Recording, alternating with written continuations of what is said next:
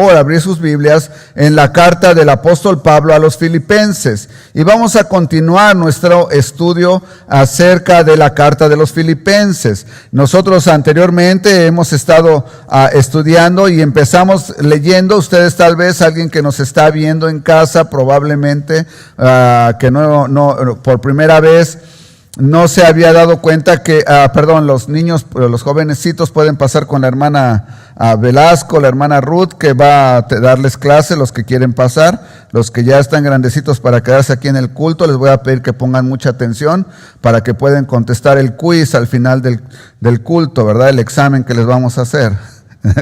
Es broma, no les vamos a hacer ningún examen, no se espanten, ¿verdad? Estamos estudiando la carta del apóstol Pablo a los Filipenses, y aquellos que piensan que ya nos tardamos mucho, espero también que se den cuenta que hemos estudiado ya bastante acerca del apóstol Pablo y en la carta a los Filipenses, ¿verdad? Cosas que probablemente muchos de nosotros no habíamos estudiado ni sabíamos. Por ejemplo, ¿por qué se llama la ciudad Filipo? ¿Verdad? ¿Por qué la ciudad de Filipo y los filipenses eran tan importantes para el apóstol Pablo? ¿Verdad? Encontramos que la carta del apóstol Pablo a los filipenses, y él habla y les da muchas gracias a los filipenses, recuerdan, por la razón que ellos los evangelizó él a través de una mujer. Cuando él estaba predicando la palabra a la hora de la oración, a la orilla del río, Lidia, que estaba orando, estaba escuchando lo que Pablo les hablaba a los demás. Fíjense, no era hacia ella, recuerdan, era hacia otras personas, pero ella estaba, como dicen los hispanos, decimos los mexicanos, de ollita, oyendo lo que otros decían. Y oyendo al apóstol Pablo, ella se convirtió al cristianismo. Y fue tal su conversión que le exigió al apóstol Pablo y a Timoteo, que iba junto con él en esa ocasión, que se quedaran en su casa, lo que dio como resultado la evangelización de toda la familia de Lidia. Todos se convirtieron al cristianismo. Eso es lo que vendría siendo, conocemos hoy en día, una célula, ¿verdad? Porque una célula que se convirtió a otras células, y ahora toda la familia de Lidia era convertida al evangelio. Y de ahí, hermanos, increíblemente, por la gracia del Señor y la acción del Espíritu Santo, todo el cristianismo se esparció a Europa a través de esa conversión. Pero ahí no quedó la acción del apóstol, de los filipenses. No nada más eran importantes porque habían convertido, se esparcido el evangelio a toda Europa. O sea que Filipenses era importante, los cristianos de Filipenses eran importantes porque el Señor los utilizó para llevar el evangelio a toda Europa. Sino también era importante, muy importante, porque ellos nunca se olvidaron del apóstol Pablo. Hablamos de la gracia y del agradecimiento, recuerdan, ¿verdad? ¿Qué es gracia, verdad? Gracia es no recibir, ¿qué? Un castigo, ¿qué? Me merezco, ¿verdad? Recuerdan, eso es gracia. No, perdón, gracia es recibir algo que no me merezco. Es recibir algo que no me merezco, eso es gracia. Y el apóstol Pablo estaba muy agradecido con ellos porque él seguía recibiendo soporte, dice, no solamente económico, pero en oraciones. Aprendimos cómo ser agradecidos a través cuando tenemos dinero y cuando no tenemos dinero. Bueno, hemos continuado. Así es que el domingo anterior, hace 8 días, estudiamos acerca de la comunión. Y dijimos que comunión, ¿qué era? Una socialización un poco más estrecha. Bueno, el diccionario cristiano lo dice de esta manera. Dice que la comunión bíblica a la que la Biblia se refiere es traducido de la palabra hebrea sod, S-O-D, sod, y es traducido como una amistad o un conocimiento íntimo. O sea que alguien se conoce íntimamente uno con otro. E íntimo, hermanos, no es como hoy en día le dan la tendencia sexual. No es de tendencia sexual, sino es un conocimiento profundo.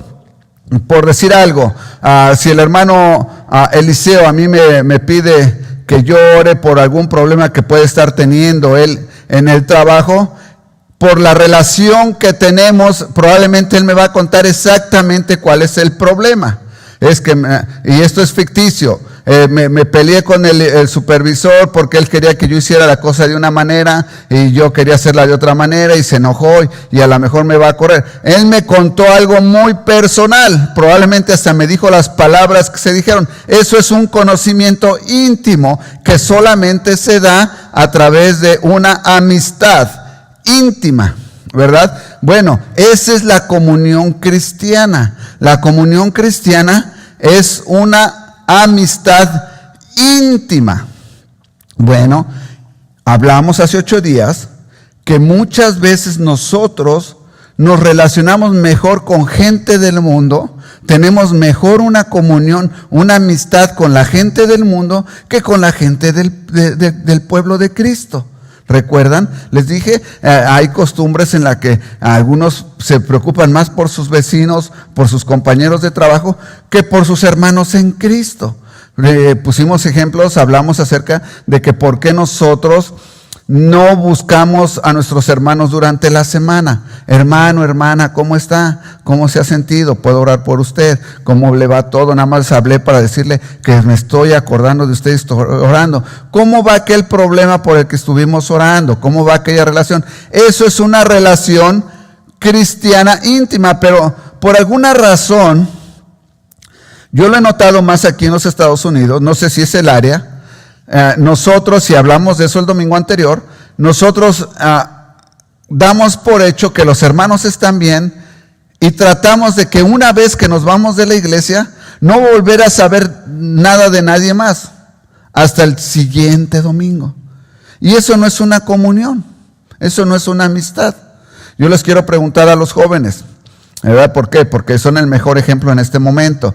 Cuando ellos se dicen que tienen un amigo, lo añaden ahí en una de las redes sociales, cualesquiera usted le quiere llamar, ¿verdad? Puede ser Facebook, Twitter o cómo se llama este otro que usted, Snapchat y no sé cuántos otros hay, ¿verdad? Y lo añaden ahí a una lista de amistades y están monitoreándolo constantemente.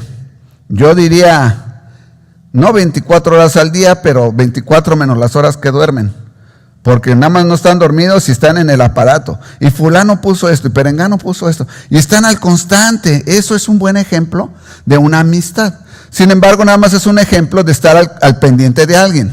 Realmente no es un buen ejemplo de una amistad. Porque una amistad no nada más está enterado de lo que está sucediendo, sino participa activamente en la vida de aquellos a los que está siguiendo. Eso es una amistad o comunión. Hablamos mucho acerca de esto, ¿verdad? Hoy vamos a hablar más específicamente de la comunión bíblica. ¿A qué se refiere? Es que para empezar vamos a abrir, o anótelo ahí, en Salmos 25:14. La Biblia en el Antiguo Testamento menciona 2 veces la palabra comunión. La primera vez es aquí, en Salmos 25, versículo 14. Ahí habla por primera vez de la comunión. Vamos a ver acerca de qué comunión nos habla. 25:14 dice, la comunión íntima de Jehová, Él es con los que le temen, y a ellos hará conocer su pacto. Esto es como nosotros tenemos una comunión. Jehová tiene una comunión. ¿Cómo se tiene esa comunión? Dice que la comunión íntima de Jehová es con los que le temen. Bueno, entonces vamos a hacer un estudio aquí rápido. ¿Qué es una comunión con Jehová? Tener ¿qué dijimos que es comunión? Una amistad, una relación más allá de cómo estás, íntima dijimos, ¿verdad? Conocer más de Él. ¿Cómo puedo conocer más de Dios? A través de la Biblia. Pero si no tengo una Biblia, pues tal vez no puedo conocer más de Dios. Si no hay nadie que me hable de la Biblia, tal vez no puedo conocer más de Dios. Entonces no puedo tener una comunión, una amistad estrecha con Dios, ¿verdad? Y dice que en el versículo que la comunión íntima de Jehová es con los que le temen. ¿Ustedes se han preguntado qué es temerle a Dios? Hay dos maneras de temer, ¿verdad? Ustedes están siguiendo las noticias hoy en día y hace unos 2 meses se decía que íbamos a estallar en la tercera guerra nuclear, ¿verdad? Porque Corea nos iba a bombardear y todo el mundo estaba, tenemos que hacer algo, vamos a caer. Este señor Trump, ¿cómo se pone a contestarle al presidente, al primer ministro norcoreano y nos va a llevar a la tercera guerra mundial porque aquel está loco y esta está loco? Y resulta, ¿verdad?, que ahora este señor ya dejó su cuestión atrás y ahora él está dispuesto a negociar. Eso es una buena forma nosotros de ver que hay maneras de tratar con otras personas. ¿Por qué él estuvo dispuesto a negociar? Porque temió al poder nuclear de los Estados Unidos. Entonces, ¿de qué tuvo temor? De ser destruido. Si nosotros ponemos esto en contexto, lo usamos como ejemplo, nosotros deberíamos de temerle a Dios por el hecho de que nos puede destruir. Cualquier ser humano que dice creer en Dios, que dice creer que existe un Dios, debería de temer que Dios lo destruya. ¿Por qué? Porque la mayoría de los seres humanos que reconoce que hay un Dios, también reconoce que Dios tiene reglas y que esas reglas quiere Dios que se sigan. Por lo tanto, si yo no sigo sus reglas, probablemente Dios me va a destruir. Es una razón para que yo tema a Dios. Así es que Salmos 25 nos dice, el versículo 14, que la comunión íntima de Jehová es con los que le temen. Entonces, ¿Dios se refiere a los que le temen en este sentido que acabo de explicar? ¿O se refiere a aquellos que le temen en un sentido diferente? Le voy a poner un ejemplo. Acabo de poner el ejemplo de Norcorea con los Estados Unidos. Norcorea se quiso alinear porque teme que el poderío de Estados Unidos los destruya. Nosotros deberíamos de temerle a Dios simplemente por el hecho de que nos puede destruir. Pero yo le pregunto, probablemente uno de los jóvenes aquí presentes o de los niños le teme a su papá o a su mamá. Vamos a poner al papá porque normalmente somos la figura más, pues ahora sí que los de la corrección, ¿verdad? El papá. Y le teme al papá. La pregunta es, ¿el niño teme que su papá lo destruya? No, ¿verdad? Simple y sencillamente le teme que lo castigue cuando no ha hecho las cosas correctamente. Pero dentro de ese temor, el niño también siente algo por el papá que se llama amor. Y muchas de las cosas que el niño hace es por amor a su papá, lo quiere agradar. Así es que en Salmos, cuando dice que el temor, que la comunión íntima de Jehová es con los que le temen, se refiere a aquellos que le temen como un niño teme a su papá. Temo que mi papá se enoje conmigo por algo mal que hice. No me va a destruir, pero me puede castigar. Pero yo amo a mi papá. ¿Se dan cuenta? A esa relación. Dios dice que con ellos es con los que Él tiene una relación íntima. ¿Ok? ¿Verdad? Dice, y a ellos hará conocer su pacto. Es que de esta manera el Antiguo Testamento nos habla acerca de qué comunión tiene Dios Padre con aquellos que le temen. Ahora vamos a abrir nuestras Biblias en Proverbios 3:2. Ahí el siguiente libro de su Biblia, en Proverbios capítulo 3, versículos 32. Ahí nosotros leemos que dice la palabra así: porque Jehová abomina al perverso, mas su comunión íntima es con los justos. Ahora aquí la Biblia nos da 2 informaciones más. Dios puede tener una comunión, ¿verdad?, con aquellos que le temen. Pero dice que Él abomina, ¿a quién dice? Abomina, dice, porque Jehová abomina al perverso. Perverso, hermanos, bíblicamente es aquel que nada más está pensando en hacer mal, por hacer mal.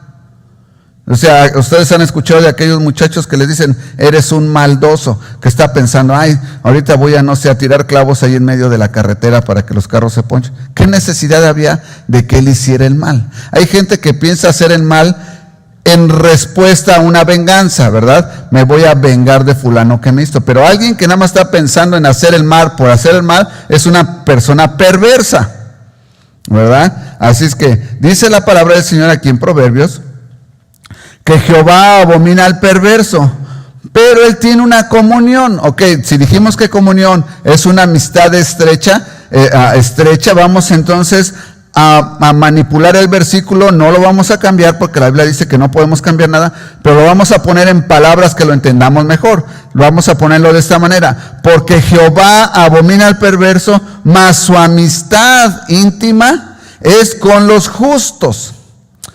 ¿Qué es justo, hermano? Hoy en día diríamos justo es aquel que lleva la ley a cabo perfectamente. Bueno, cumplir la ley a cabo perfectamente es cumplir con esta ley. Nosotros somos justos, los cristianos somos justos. Estamos justificados ¿a través de quién? A través de Cristo, que murió para pagar por mis pecados. ¿Se dan cuenta? Mis pecados fueron cubiertos por alguien más. Alguien tuvo que pagar por mis pecados. Dios no se quedó conforme con que nosotros le dijéramos, me arrepiento de mis pecados. Dice, alguien tiene que pagar por esto. Y el que pagó fue el Señor Jesucristo. No crean que sus pecados quedaron sin paga. Fueron pagados. Cualquier pecado que usted tiene por ahí, me lo tiene que decir a mí en voz alta, no lo tiene que mencionar, no se lo tiene que confesar a un ser humano, pero sí le tiene que decir al Señor Jesucristo, a Dios Padre, que está arrepentido de aquel pecado y que acepta que el Señor Jesucristo pagó por ese pecado. En ese momento usted se convierte en justo. ¿Entendió? En ese momento usted se convierte en un justo. No porque usted sea una persona justa, ni porque usted sea una persona santita, perfecta, sino porque el Señor Jesucristo pagó por sus pecados. Usted se convierte en alguien justo delante de Dios Padre. Y ahora, si usted es un justo, dice Proverbios, que usted tiene una amistad íntima con Dios. ¿Se da cuenta qué bonito es? Si usted aceptó al Señor Jesucristo, ahora usted tiene una amistad íntima con Dios, de acuerdo a Proverbios 3:32. Es importante, hermanos, que nosotros entendamos todas estas cosas, porque en algunas ocasiones nosotros conocemos gente que dicen, bueno, yo no soy cristiano, creo en Dios, creo que Dios existe y yo creo que soy una persona buena y que Dios no me va a mandar al infierno. Y la gente está con estas cuestiones equivocada. Es muy bonito ver gente que hace buenas obras, que se siente buena. Pero dice la Biblia que para que nosotros podamos entrar al cielo, tenemos que seguir las reglas de Dios Padre. Y las reglas de Dios Padre es que yo acepte que el Señor Jesucristo pagó por mis pecados en la cruz del Calvario. Mientras yo no acepte eso, yo puedo ser la persona más buena del mundo y decir, Diosito existe. Pero si yo no acepto que Dios es mi Salvador, no voy a entrar al cielo. No soy un justo. Por más que los humanos me vean como justo, no soy justo. Delante de Dios no soy justo. Sigo siendo un pecador sin perdón de pecados. Tristemente, Dios no quiere ver a nadie en el infierno. Dios quiere ver que todos se arrepientan. Dios quiere ver que todos se arrepientan, ¿verdad? Eso es lo que nos dice Proverbios en los 2 versículos del Antiguo Testamento acerca de la comunión. Entonces nos explica cómo es la comunión con el Padre en Salmos y nos explica con quién tiene una comunión íntima Dios, con los justos, con los cristianos, aquellos que sus pecados han sido justificados. Proverbios 3:32. Ahora, nosotros, de acuerdo al Nuevo Testamento, ampliamos. Y el Nuevo Testamento nos explica mejor que es cómo es la comunión con el Padre. Primera de Juan 1:3. Si usted tiene su Biblia, por favor, ahí lea, abra en Primera de Juan 1:3. Yo lo voy a leer aquí en mis notas. Dice: lo que hemos visto y oído, eso os anunciamos, para que también vosotros tengáis comunión con nosotros. Y nuestra comunión verdaderamente es con el Padre y con su Hijo Jesucristo. El cristiano, hermanos, puede tener comunión con el Padre y con el Hijo Jesucristo al mismo tiempo, ¿verdad? Dice, esto hemos anunciado lo que hemos visto y oído, eso os anunciamos, para que también vosotros tengáis comunión con nosotros, y nuestra comunión verdaderamente es con el Padre y con su Hijo Jesucristo. De tal manera, hermanos, que nosotros podemos tener una comunión, una amistad estrecha con Dios Padre y con el Señor Jesucristo. Y ustedes probablemente ya se están preguntando, y lo voy a repetir una vez más porque frecuentemente lo repito. Si usted ora, si usted lee su Biblia, usted puede y debe de estar teniendo una relación con Dios, porque Dios nos habla a través de la palabra, a través de la Biblia. Nosotros le hablamos a Él a través de la oración, y Él nos contesta a través de su palabra. Les quiero platicar que precisamente el día de ayer yo recibí unas noticias no muy agradables, ¿verdad? Y me empecé a preocupar, ahí estaba yo bien preocupado. Y de repente leo ahí en la Biblia que el Señor es mi roca y que nunca me abandonará. Y dije, Señor, me estás hablando. Señor, me estás hablando. Y dice, yo nunca te abandonaré. No temas ni desmayes, porque yo soy Jehová tu Dios que está contigo. Y dije, Señor, tú me estás hablando. Lo que venga, lo que sea que venga, tú me estás hablando, Señor. Me estás reafirmando que no estoy solo. Yo estaba orando y Él me estaba contestando. ¿En dónde? En su palabra. En su palabra. Pero ¿qué hubiera pasado si yo no dejo que el Señor me hable? ¿Qué quiere decir? Que yo no abro su palabra. Entonces el Señor no me responde. Nada más estaría yo preocupado. Probablemente ni estaría yo orando. Es que Dios nos habla. Podemos tener comunión con Dios Padre y con Dios Hijo, ¿verdad?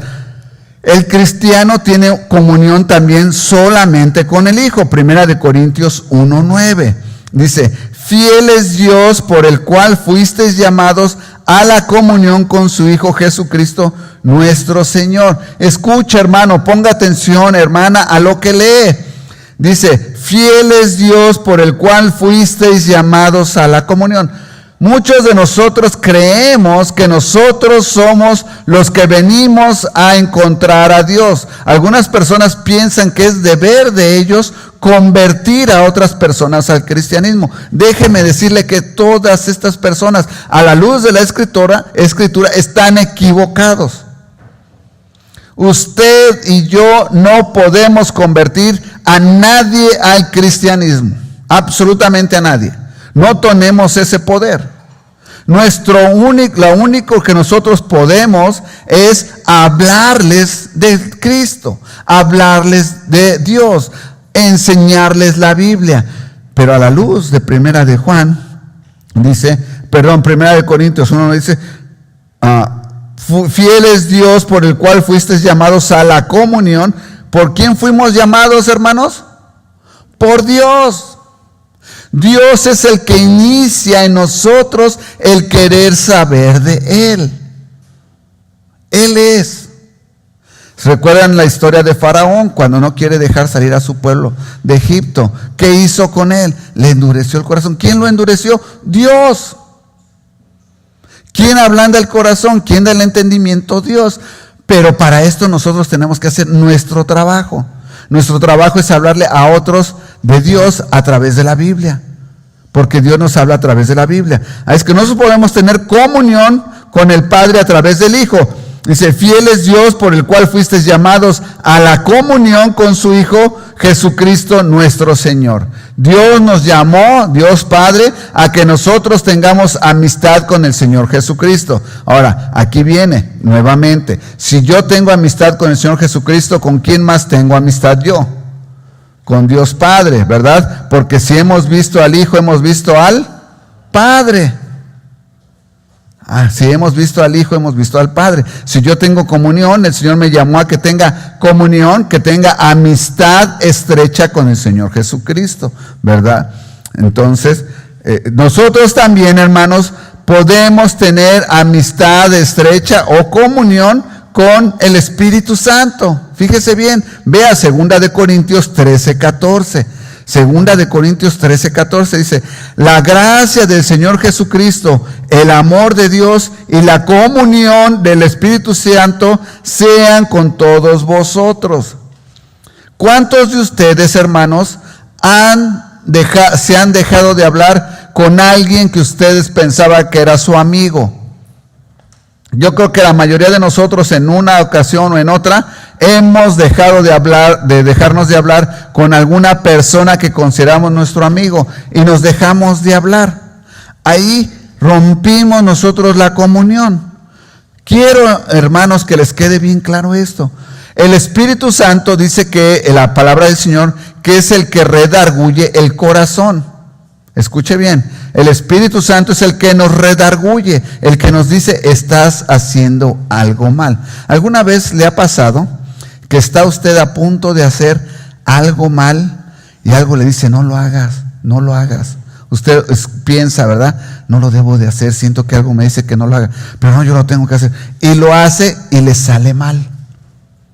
Le sale mal. En días pasados, por ahí supe la experiencia de alguien que decidió no salirse de clase, sino llegar tarde a una clase, ¿verdad? Y hacer entre en medio de esa clase y la otra algo que no era malo, pero no lo tenía permitido, ¿verdad?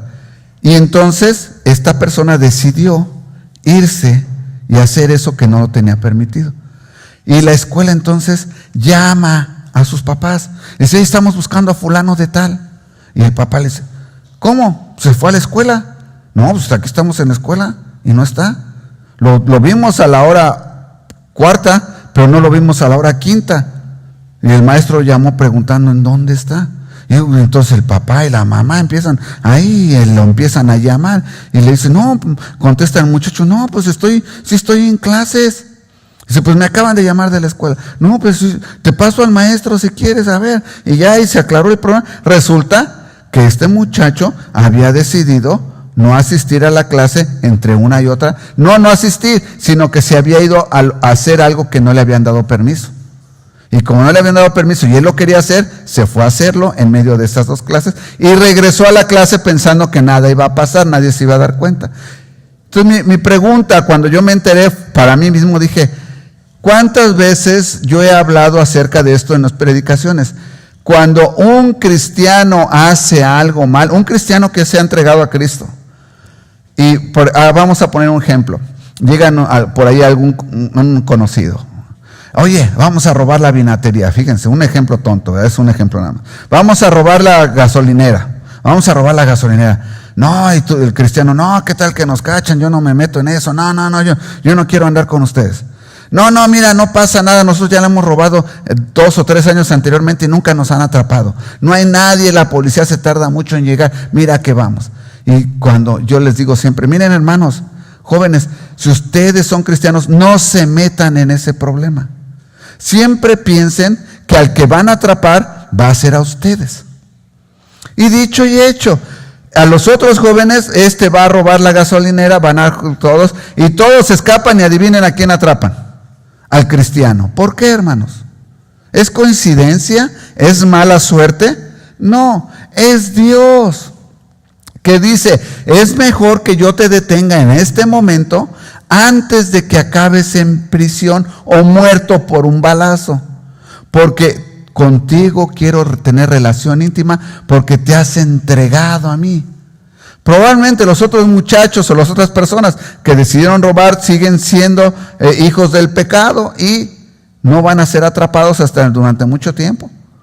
Pero al cristiano Dios le va a poner tropiezo y es al que atrapan.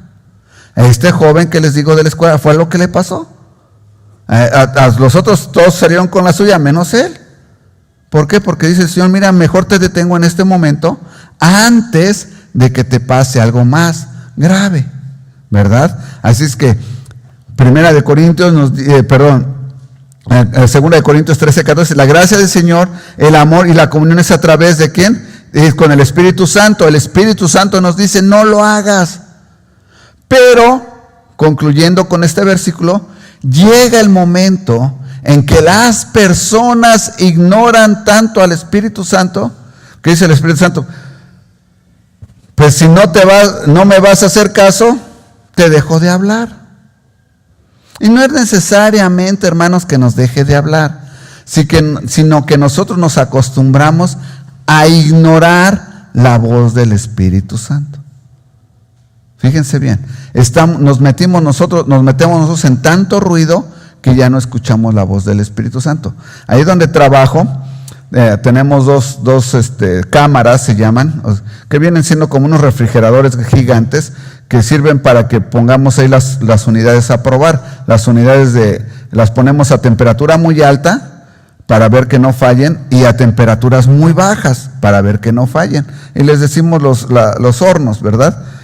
Esos hornos hacen mucho ruido. Y cuando esos hornos están funcionando, nosotros no podemos escuchar nada. Pero hemos estado tanto tiempo trabajando en ese ambiente, alrededor más de 10 años, que ya aprendimos a ignorar ese ruido. Y nos podemos concentrar trabajando en lo que estamos haciendo. Fíjense bien. Entonces, ¿qué sucedió? Aprendimos a ignorar eso. En algunas ocasiones, nosotros aprendemos a ignorar al Espíritu Santo. Cuando nos dice, no te metas en este asunto, no hagas esto, o haz esto, ayuda al hermano fulano, ay, se ve que es resangrona, nunca habla, o al hermano fulano, es que mira él como me ve, yo creo que no le caigo bien, y nosotros mismos ponemos pretextos y aprendemos a ignorar al Espíritu Santo. Dice que nosotros debemos de tener comunión, una amistad estrecha con el Espíritu Santo. Debemos de aprender a escucharlo muy bien. Y con esto vamos a terminar. Todavía me falta, pero vamos a terminar con esto. El cristiano tiene comunión con el cuerpo y la sangre de Cristo mediante la Santa Cena, que es lo que vamos nosotros a tomar en este momento. Fíjense bien, el cristiano tiene comunión con el cuerpo y la sangre de Cristo. ¿Quién es el cuerpo de Cristo?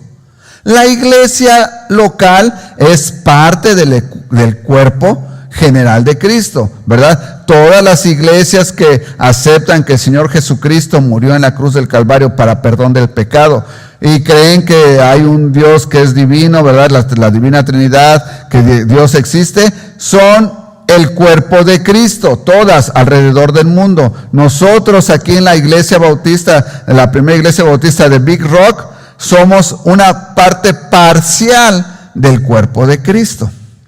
¿Quiénes somos? Cada miembro, cada uno de los que estamos sentados aquí, somos miembros. Dice que nosotros deberíamos de tener comunión unos con otros, como les decía al principio. Unos con otros, a través de la cena del Señor. Primera de Corintios 10:16. La copa de bendición que bendecimos, ¿no es la comunión de la sangre de Cristo? No tenemos una amistad con la sangre de Cristo. El pan que partimos, ¿no es la comunión del cuerpo de Cristo? ¿Verdad? Dice, de tal manera, hermanos, que nosotros tenemos que reconocer que esta parte es esencial para nosotros. Ahora, hermanos, yo quiero, por último, que nosotros entendamos que hermano, amigo que nos visita, alguien que nos está viendo ahí en casa, si usted no ha aceptado a Jesucristo como su Salvador, usted no puede tener una comunión con Dios. Aunque usted le diga a Diosito, aunque usted diga Diosito me escucha, Dios es muy bueno, Dios no manda, aunque usted diga lo que quiera, usted tiene que entregarle su vida a Cristo. En este momento vamos a tomar la cena del Señor. Para que usted, dice la Biblia, usted pueda tomar la cena del Señor de una manera digna, usted tiene que haber pedido perdón por sus pecados. Fíjese bien, tiene que estar presente delante del Señor. Vamos a abrir nuestras Biblias en 2 de Corintios, capítulo 13. Ay, perdón.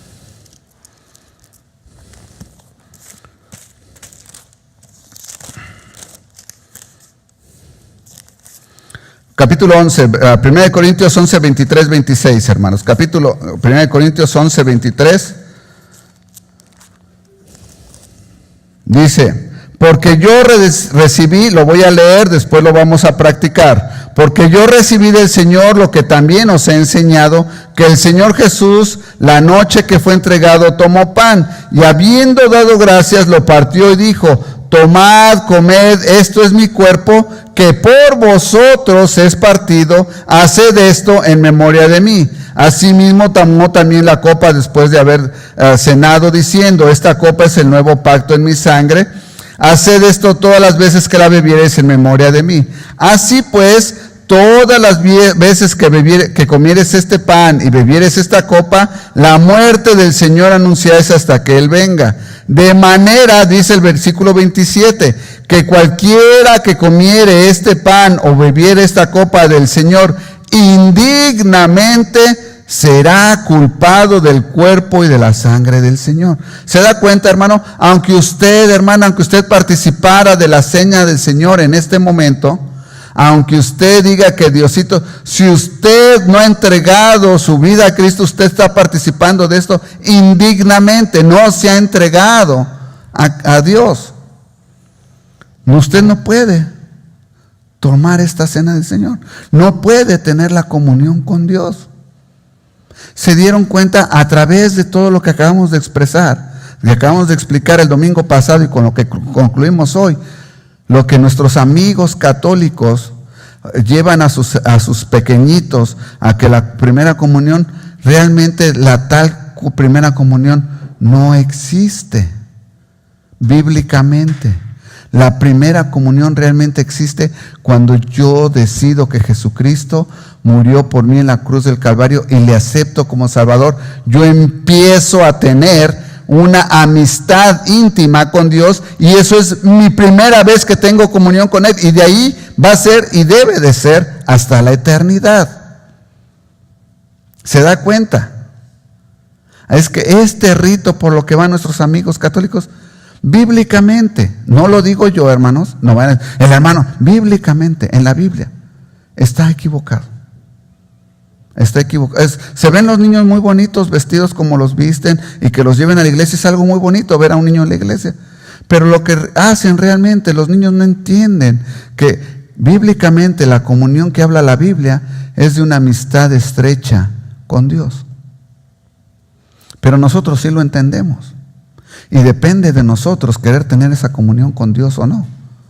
Porque de eso depende, fíjense bien, amigo, depende la eternidad. ¿En dónde va usted a vivir la eternidad? Mucha gente se preocupa de cuánto tiempo va a vivir contento en esta vida. Olvídese. En esta vida podemos vivir la vida más desastrosa con dolores y todo lo que usted quiera. Pero esta vida no es comparada a nada con la eternidad. Piénselo, amigo y hermano. Dios lo está esperando.